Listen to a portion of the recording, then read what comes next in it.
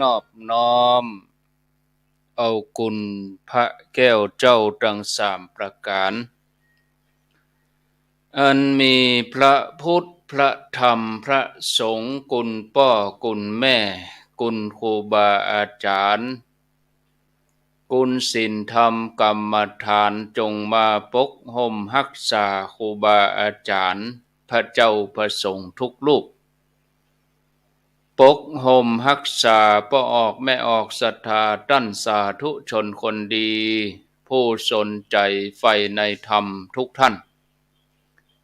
ขอถวายความเคารพแสดงความนับถือพระมหาเถระพระเถรานุเถระเจ้าคณะพระสังฆาธิการครูบาอาจารย์เจ้าที่เปิดวิทยุฟังอยู่ที่วัดที่ว่าเวลานี้จุตนจุองค์ขอถวายความเคารพแสดงความนับถือมาณโอกาสนี้เจริญพรศรัทธาญาติโยมท่านสาธุชนคนดีพ่ออุ้ยแม่อุ้ยนักศีลนักบุญเท่าแก่น้อยใจยิงต่างหลายทุกท่านธรรมะสวัสดีสวัสดีเมื่อค่ำยามแลงมาพบญาติโยมท่านสาธุชนท่านผู้ฟังทั้งหลายในรายการสาระธรรมยามแลงรายการสาระธรรมยามแลง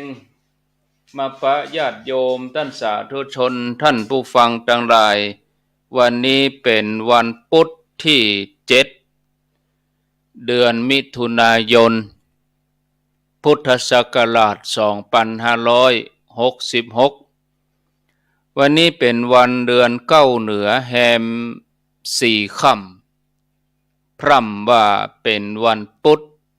กลางสัปดาห์แล้วก็เป็นสัปดาห์กลางเดือนมิถุนายนตัวเป็นประจำทุกวันพุธที่อาตมาภาพพระครูอภิวัฒนวิกรมวัดปากตางเจริญตำบลดอยหล่ออำเภอดอยหล่อจังหวัดเชียงใหม่จะได้มาพบญาติโยมท่านทั้งหลายในรายการสารธรรมยามแลงซึ่งตามปกติแล้วก็จะได้มาพบปะกับศรัทธาญาติโยมพร้อมกับท่านพระครูสุเมธธรรมเสวีแต่เนื่องจากว่าวันนี้ท่านพระครูเปิ้นติดศาสนกิจบ่สามารถที่จะมาดำเนินรายการได้อาตมาภาพก็มาดำเนินรายการอยู่ตนเดียววันนี้อยู่โดยญาติโยมขอทั้งหลายไปจนถึงเวลา17 นาฬิกาหรือว่า5 โมงแลงก็อดฟังกันไปเนอะศรัทธาญาติโยมอยู่กันไปเวลาบ่าย3 โมงเป็นต้นไปรายการสารธรรมยามแลงมาพบกับญาติโยมท่านสาธุชนท่านผู้ฟังทั้งหลายเป็นประจ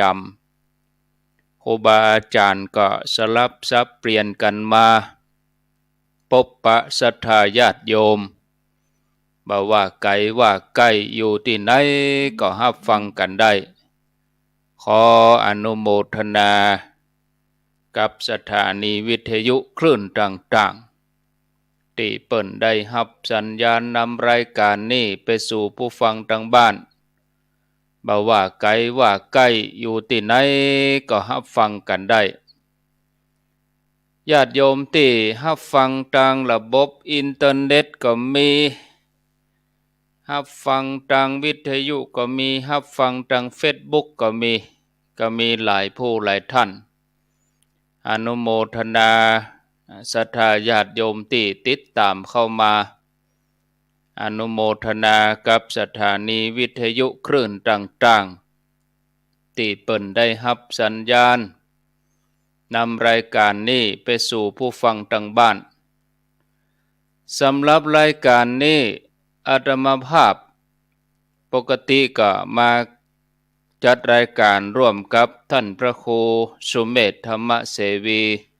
เจ้าอาวาสวัดปากตางสามัคคีม่อนฤาษีแต่ว่าวันนี้ท่านพระครูเปิ่นติดศาสนกิจอย่างที่บอกที่กล่าวไว้ก็บ่ได้ยินได้ฟังวันนี้อยู่กับอาตมาตนเดียวเนอะแล้วก็ยังจะอยู่ด้วยกันเบิดเมื่อคืนแถมกำเบิดเมื่อคืนเบิดนี่ก็เวลา20:00 ถึง 4:00 มาปะมาพบกันแถม2 ชั่วโมงเมื่อคืนเบิดเวลาเมื่อคืนนะทุกวันพุธต้นเดือนมาปะกันแล้วก็บ่ฮื้อได้ขาดแคลวเสียเวลาศรัทธาญาติโยมท่านสาธุชนท่านผู้ฟังทั้งหลายการจัดรายการผ่านระบบออนไลน์นี่ก็มันก็สปะแต่อันใดก็ดีทำข้อมูลก็ดีพอแล้วก็ทางระบบคอมพิวเตอร์ก็ดีพอได้ดูแลถ้าว่าแต่ละสถานีบางสถานีเบิ่นก็ผู้จัดรายการก็จัดอย่างเดียวอย่างเดียวบ่ได้ควบคุมเสียงอันหยังถึงเวลาก็มานั่งนั่งจาแต่ว่ารายการของอาตมานี่ควบคุมเสียงคนเดียวจัดรายการคนเดียวนี่ถ้าเป็นถ่ายทอดทาง Facebook ก็ตัดต่อภาพคนเดียวศรัทธาญาติโยมบางครั้งบางทีก็อาจจะขัดข้องพ่องเล็กน้อยเมื่อมาปะกันแล้วก็บ่ฮื้อได้ขาดแคลวเสียเวลาวันนี้จะถึงเรื่องความจริง2 อย่างความจริงแล้วก็จะมาถึงเรื่องความอดทนที่เฮามีทนแล้วก็บ่ต้องไปโต้ตอบอะไรหยังเรื่องราวเป็นอย่างใดก็ลองฟังกันไปความจริง2 อย่างความจริงโดยสมมุติแล้วก็ความจริงโดยปรมัตถ์ความจริงโดยสมมุติก็เป็นความจริงที่เจ้าโลกทั้งหลายยอมรับเป็นที่รู้จักกันความจริงโดยปรมัตถ์ก็คือเป็นความจริงแท้ๆศรัทธาญาติโยมความจริงโดยสมมุติเปิ้นฮ้องว่าสมมุติสัจจะสมมุติสัจจะความจริงโดยการแต่งตั้งความจริงโดยสมมุติความจริงโดยการแต่งตั้งความจริงโดยการสมมุตินี่บ่ใช่ความจริงโดยปรมัตถ์บ่ใช่ความจริงที่เที่ยงแท้เพราะว่าหยังญาติโยมเพราะว่าบ่มีสภาวะลักษณะในตัวอย่างญาติโยมทั้งหลายความจริงโดยสมมุติอย่างเฮาแต่งตั้งขึ้นมาแต่งตั้งขึ้นมาตามความคิดตามความนึกคนสัตว์สิ่งของบ้านเมืองพ่อแม่ปู่ย่าตายายมนุษย์เทวดาหมู่นี้ล้วนเป็นความจริงโดยสมมุติบัญญัติตามหลักพระวินัยมีว่าอาหารและยานี่มีส่วนผสมของสุรามีส่วนผสมของแอลกอฮอล์ภิกษุฉันได้แต่มีข้อแม้ว่าต้องบ่มีสีบ่มีกลิ่นของสุราปรากฏปริมาณในส่วนผสมต้องบ่นักซึ่งอาจทำให้เมื่อดื่มไปแล้วก็ถึงความเมาศีลข้อ5ของคฤหัสถ์ทั้งหลายก็เหมือนเดียวกันการดื่มการกินยาแก้ไอยาแก้ไอบางชนิดก็มีส่วนผสมของแอลกอฮอล์มีส่วนผสมของเมาอยู่พ่องนะ ก็บ่ใจว่าจะผิดศีลข้อสุราเมลัยนะแต่ถ้ารู้ว่ากินแล้วเมากินเข้าไปนักเข้าอันนี้ก็เข้าข่ายการผิดศีลขณะที่เฮากำยามาหยิบยามาเนาะก็บ่มีจิตคิดจะขโมยเกิดว่ายาที่อยู่ในตู้เนี่ยมันเป็นของสำหรับให้ทุกคนเวลาบ่สบายเนี่ยขณะที่เฮาหยิบเอายาเกิดว่าถือวิสาสะจะบอกเปิ้นเมื่อลูนเนี่ยลักษณะที่ว่านี่ก็บ่ถือว่าเป็นการขโมยญาติโยมท่านทั้งหลาย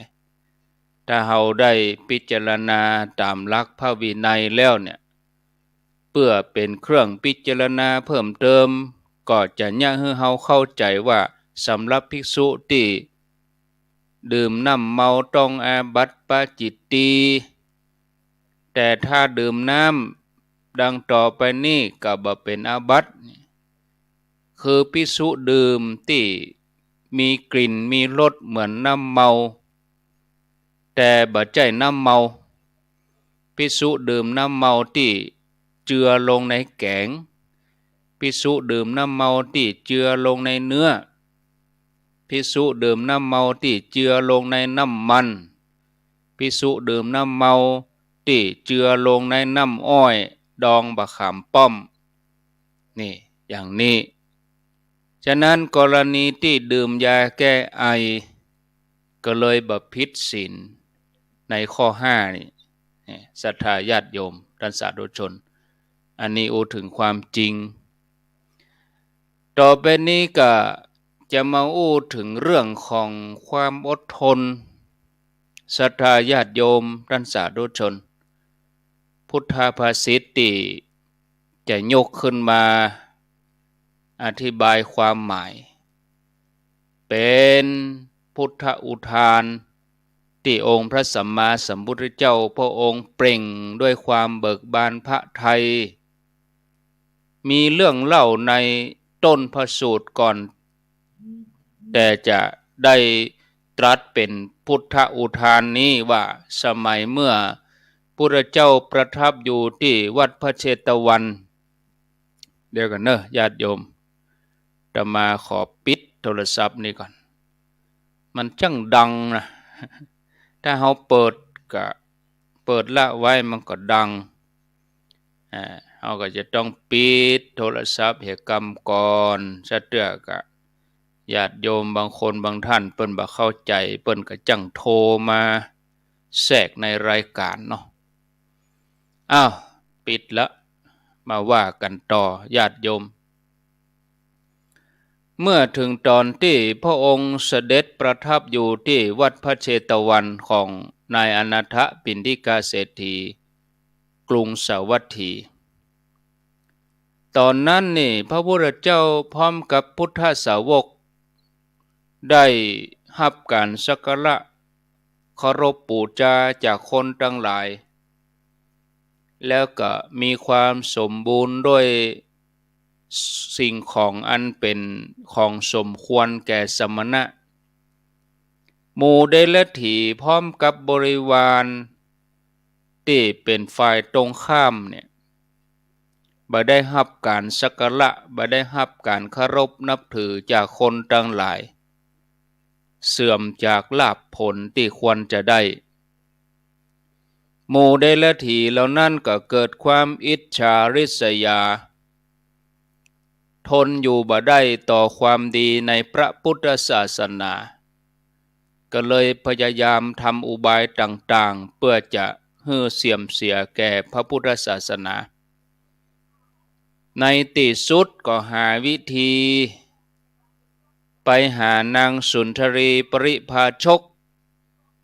คือเป็นนักบวชแม่หญิงนอกพระพุทธศาสนาเดรัจฉีทั้งหลายก็เล่าเรื่องให้นางสุนทรีปริภาชกฟังนางสุนทรีปริภาชิกากันเนาะเป็นนักบวชแม่หญิง ถ้าเป็นนักบวชปอใจก็ห้องว่าปริภาชกแต่อันนี้เป็นนักบวชแม่หญิงนางสุนทรีปริภาชิกาโมเดลทีก็เล่าเรื่องให้นางสุนทรีฟังถึงเรื่องของที่โมตนเสื่อมจากลาภยศแล้วก็ขอให้นางสุนทรีเนี่ยช่วยหาอุบายเพื่อไปทำความเสื่อมเสียให้เกิดแก่พระพุทธศาสนาคนทั้งหลายก็จะได้เสื่อมศรัทธานางสุนทรีปริภชกรับกรรมแล้วก็ไปที่วัดพระเชตวันไปถึงวันไปวัดถึงวันโดยส่วนมากก็ไปแมลงทำทีทำว่าทำท่าว่าไปนอนค้างคืนที่ในวัดแล้วก็จะออกจากวัดในเวลาเมื่อเจ้าคนเข้าวัดนางสุนทรีก็ออกวัดนี่เวลาเมื่อแรงคนทั้งหลายออกวัดนางสุนทรีก็เข้าวัดนี่เพื่อที่จะให้คนทั้งหลายได้หันเมื่อเป็นอย่างนั้นเหมือนเข้าหมู่เดลทีก็ใจอุบายจ้างให้ขี้เมาไปฆ่านางสุนทรีแล้วก็นำศพนั้นไปทิ้งไว้ที่ใกล้วัดพระเชตวัน เมื่อแผนการนั้นสำเร็จเรียบร้อยแล้วญาติโยมโมเดลทีก็ทำตามแผนการเมื่อจ้างคนไปฆ่านางสุนทรีแล้วก็เอาศพไปไว้ที่ใกล้วัดพระเชตวันเมื่อเสร็จสัดแล้วก็แกล้งอู้กันขึ้นว่านางสุนทรีเนี่ยหายตัวไปไหนเหียบ่ได้หันเมินหายไปเมินก็ปากันเข้าไปกราบทูลพระเจ้าประเสนที่โกศลเฮือเปิ่นได้ทรงทราบพระเจ้าประเสนที่โกศลรับทราบแล้วก็สั่งให้บรรดาทหารข้าราชบริพารแม่ทัพนายกองปากันค้นเสาะหาศพนางสุนทรีทั่วทุกแห่งในที่สุดก็ได้ไปพบศพนางสุนทรี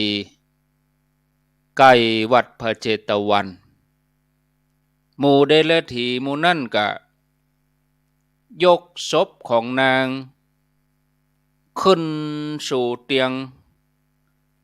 แล้วก็หามไปตามท้องถนนแห่แหนแตนแต้โพนธนา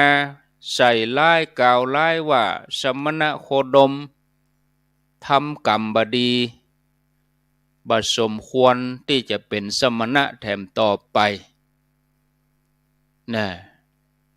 ความเป็นผู้ประเสริฐบ่มีแล้วเพราะว่าบรรดาศิษย์ของสมณโคดมนี่ร่วมกันฆ่าคนแล้วก็ปกปิดศพไว้ปิดบังศพไว้ปกปิดความชั่วตั้งแต่นั้นเป็นต้นมาเจ้าบ้านเมื่อหันพระสงฆ์ก็ปากันด่าด่าเสียเทเสียด้วยคำหยาบต่างๆภิกษุทั้งหลายอดฟังบ่ได้โดนคนด่าไปบิณฑบาตก็บ่ได้ภัตตาหารคนก็เริ่มที่จะเสื่อมศรัทธาภิกษุทั้งหลายก็เข้าไปกราบทูลองค์พระสัมมาสัมพุทธเจ้าพุทธองค์ก็ทรงตรัสว่าจ้างเขาเตอะจ้างเขากรรมด่าเหล่านั้นมีอิทธิพลเพียง7 วันต่ออันถ้าว่าครบ7 วันเสียงเหล่านั้นก็จะสงบไปเองพ พุทธองค์ก็ว่าจังเขาเตออันหนึ่งถ้าพวกเธอภิกษุทั้งหลายได้ยินกรรมเสียดสี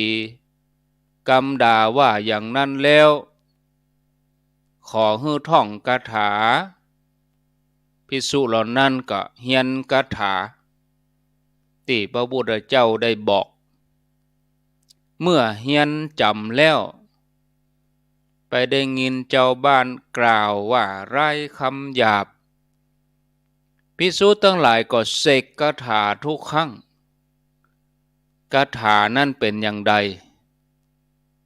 คาถานั่นก็คือว่าอภูตวาทีนิระยังอุเปติโยวาปิกัตตวานะกโรมิติจาหะอุโพปิเตเป็จจะสมาภวันติ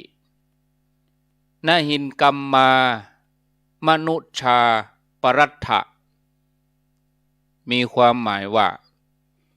ผู้ที่อู้ปดบ่อู้จริงตกนรกผู้ใดกระทำกรรมชั่วแล้วอู้ว่าบ่ได้ทำผู้นั้นตกนรกชนเหล่านั้นทั้งสองจำพวกถึงเป็นมนุษย์ก็ทำกรรมอันเลวทรามละไปแล้วย่อมเหมือนกันในโลกหน้าเมื่อภิกษุได้เฮียนคาถาที่พระพุทธเจ้าบอกแล้วก็ได้เสกคาถานั้นได้ยินกรรมด่ากรรมว่าภายใน7 วันเรื่องนั้นก็สงบไปคือคนทั้งหลายก็มีความเข้าใจที่ถูกต้องหันว่ามูเดลถีเนี่ยเป็นฝ่ายผิดสมณะสักยะบุตรนี่เป็นฝ่ายถูกฝ่ายดีภิกษุทั้งหลายก็นำเรื่องนี้ไปกราบทูลพุทธเจ้าทราบแล้วพระองค์ก็เปล่งอุทานขึ้นมาแถมว่าชนทั้งหลายผู้บ่ได้สำรวมวาจาย่อมทิ่มแทงจ้วงจาบกันด้วยวาจาเหมือนข้าศึกยิงพญาจ้างตัวเข้าสงครามด้วยลูกศรฉะนั้นผู้หันภัยในวัฏสงสารได้ยินกรรมที่คนอื่นกล่าวอย่างหยาบคายแล้วอย่าเป็นผู้ที่มีจิตประทุษร้ายเลยพึงอดกั้นทนทานไว้เถิดตามเนื้อความนี้ญาติโยมพระองค์ตรัสสอนให้พุทธศาสนิกชนของคนเฮาเนี่ยนะทนต่อกรรมที่คนอื่นมากล่าวกรรมหยาบว่าให้ติเตียนดังกรรมที่คนทั้งหลายยกขึ้นมากล่าวให้ภิกษุแต่ภิกษุเหล่านั้นก็อดทนไว้บ่โต้ตอบเป็นเพียงว่าได้เอาคาถามาท่องเตือนสติในใจญาติโยมท่านสาธุชนท่านผู้ฟังทั้งหลายคนเฮาเกิดมาก็ย่อมมีตามีหูดังมีลิ้นมีกายมีใจจะไปเก็บไว้ที่ไหนญาติโยมมันเก็บไว้บ่ได้มันจะเหมือนเฮาเก็บครัวเก็บของบ่ฮื้อหันบ่ฮื้อได้ยินบ่ฮื้อได้กลิ่นเนี่ยเฮามีอวัยวะเหล่านี้มีตามีหูมีจมูกมีลิ้นมีกายมีใจนี่จะไปเก็บไว้ที่ไหนมันก็ไม่ได้เมื่อไปที่ไหนตาหูก็เป็นสิ่งที่มันต้องติดตัวเฮาไปด้วยตาก็ต้องได้หันหูหูก็ต้องได้ยินเสียงนี่เนาะเมื่อได้หันหูได้ฟังเสียงมันก็จะมีอาการอยู่2 อย่างขึ้นมาชอบใจกับบ่ชอบใจเนี่ยเสียงดีบ่ต้องอดทนแต่เสียงชั่วเสียงบ่ดีก็ต้องใช้ความอดทนเสียงดีเปิ้นก็สอนให้เฮาพิจารณาเสียงที่บ่ดี เปิ้นก็สอนให้เฮาอดทนเนี่ยญาติโยมคนเฮาโดยส่วนนักใจปากนักกว่าอย่างอื่นชนิดที่ว่าปากอยู่เป็นสุขเมื่อปากอยู่บ่เป็นสุขแล้วถ้าใจไปในทางที่บดีมันก็เหมือนหอกเหมือนดาบเหมือนมีดเหมือนขวานเหมือนมุยมีดาบเหมือนมีปากเหมือนอาวุธในบางแห่งบางทีเปิ้นก็ใจกำชับว่ามุขสันติหอกคือปากนี่หรอในที่มาบางแห่งท่านก็อู้ไว้ว่าคนเฮาเกิดมานี่มีมีดมีขวานอยู่ที่ปากคนละเล่มละเล่มนะอยู่ที่ปากคนเฮานี่นะธรรมดาว่าขวานว่ามุยเนี่ยใจได้สองอย่างคือถ้าเอาไปใจให้เกิดประโยชน์เอาไปโบะหลัวเอาไปถักไปถังเอาไปผ่าไปตัดอันนี้ก็ใจให้มันเป็นประโยชน์แต่ว่าถ้าเอาไปใจที่มันเป็นประโยชน์เอาไปใจในทางที่บดีเอาไปซับเอาไปฟันเปิ้นเอาไปถักถางคนอื่นอันนี้ก็บดีใจดีก็มีประโยชน์ใจบดีก็เป็นโทษเนาะเฮือโทษแก่คนใจฉันใดปากคนเฮาก็ฉันนั่นน่ะญาติโยมแต่ในพุทธภาษิตโดยตรงนี่บ่ได้สอนคนอู้พระองค์สอนเฉพาะผู้ฟังจำพวกเดียวคือฟังแล้วก็ให้อดทนไว้เหียญาติโยมโดยมากนี่ญาติโยมเขาก็ฟังธรรมะก็ถือว่าเป็นนักปฏิบัติธรรมคนหนึ่งก็แล้วกันเนาะเขาจะต้องทนกะอดทนแต่บางทีก็ทนบ่ค่อยจะได้เพราะเข้าใจเหี่ยวว่าถ้าอดทนแล้วก็นึกเก่งไปว่าแหมน้อยเขาก็จะว่าไปติ๊กนะเขาก็จะหาว่าเฮาการเฮาสู้บ่ได้บ่มีปฏิภาณในการโต้ตอบนะหรืออันอย่างโมนี้ญาติโยมเป็นตัวอย่างฉะนั้นได้ยินไผมาว่าให้ไผมาติเตียนเพียงคำเดียวถ้าตอบไปเพียงคำเดียวก็รู้สึกว่าสะใจสมใจแต่ว่ามันต่ออันบ่พอมันก็จะต่อไป2 กรรม 3 กรรมนะชนิดที่ห้องว่ามา1ปิกไป5มา5ปิกไป10อีนะจนถึงขนาดขั้นที่ว่าก่อวิวาทกันจะต้องมาเถียงกันจะต้องฟ้องร้องกันหมิ่นประมาทบางครั้งบางคราวมันบ่มีหยังนะสะเตือเรื่องบ่เป็นเรื่องมันบ่มีอันหยังเลยนะบางทีบ่มีอันหยังนักบ่กองมีเรื่องกันแล้วต่างคนก็ต่างเถียงกันไปเถียงกันมาหน้าดำหน้าแดงเถียงกันจนตัวสั่นเหงื่อท่วมตัวบางคนเถียงบ่แป้เป็นลมไปก็มีต้องช่วยกันปฐมพยาบาลต้องมาปัดมาวีใจยาดมยาหอมเนี่ยโดยอำนาจของความโกรธมันเกิดขึ้นเพราะว่าขาดความอดทนอาการที่บ่อดทนนั่นน่ะก็จะทำให้ข้อปฏิบัติเสียหายขอให้พิจารณาในเวลาที่เฮาโกรธก็ดีเฮากลัวก็ดีขอปฏิบัติอันยังที่เคยกำหนดเคยจำไว้ มีเรื่องเล่าเหมือนกัน